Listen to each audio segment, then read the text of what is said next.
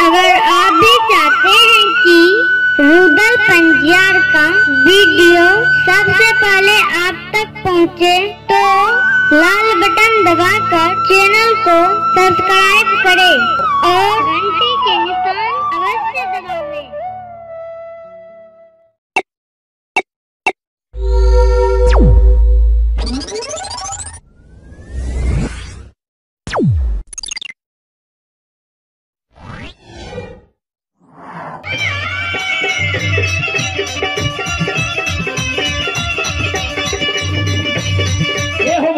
भंडार का बहरिए दी हो, ज्ञान के दीप सरस्वती जल रही हो।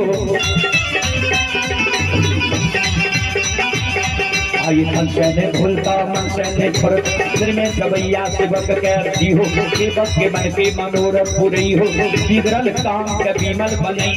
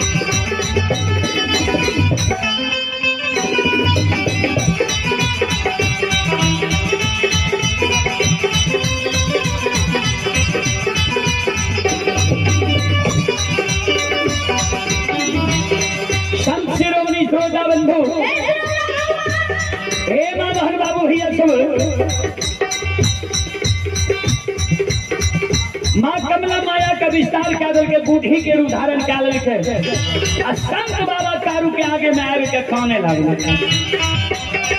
ये यो धारा माई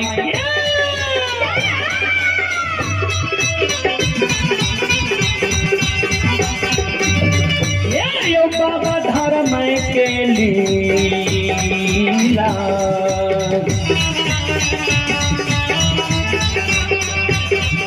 अपार छे सुन भैया बाबा, ये यो छल दुनिया।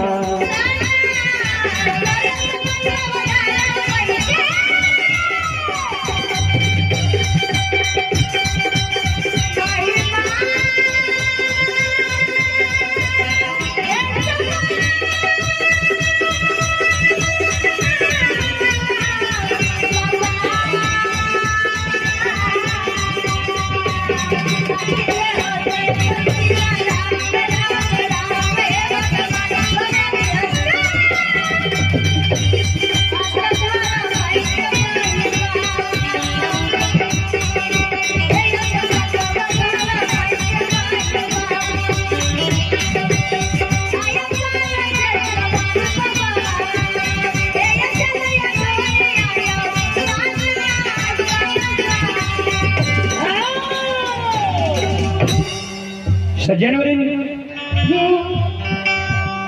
संत शिरोमणि श्रोता बंधु, माँ कमला माया का विस्तार क्या देते हैं।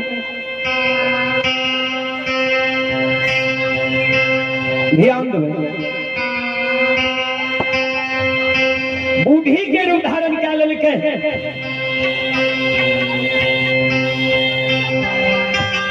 अब बूढ़ी के रूप धारण क्या के बाबा कारू के आगे में खार रह गए।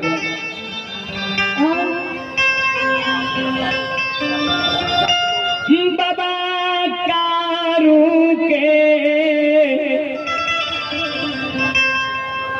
आगे में आए ममा कमला कौन छई।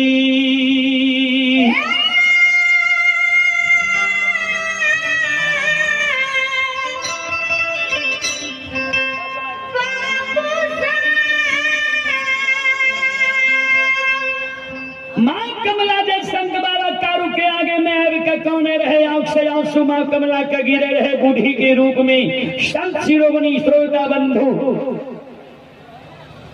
हे माँ बहन बाबू भैया सब,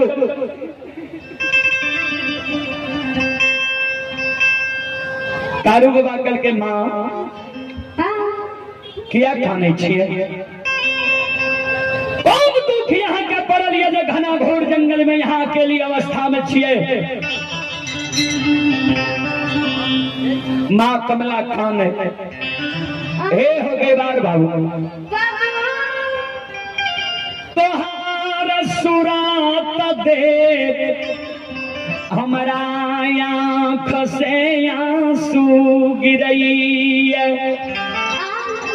ये सुंदर सूरत बाघ बाघिन तोरा अधरी जंगल में घेर लेल दिना दोष जो तोरा मार देती हो तो कोना के तोहर मार संसार में रहती हो।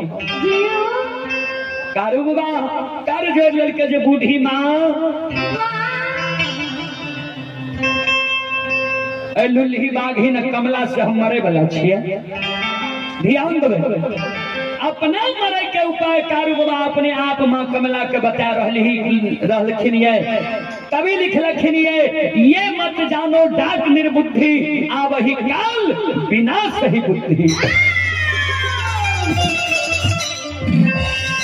जब काल मनुष्य पर छाता है तो पहले विवेक मर जाता था। संत बाबा कारू के नहीं रहले जो अपना मरे के उपाय हम बताबी। संत बाबा कारू अपना मरे के उपाय अपने आप माँ कमला के बतावे जे हे बूढ़ी माँ जा बता कहाँ मरा घर के देवी गही जगत जननी हमारा पर सहाय रहतई से माता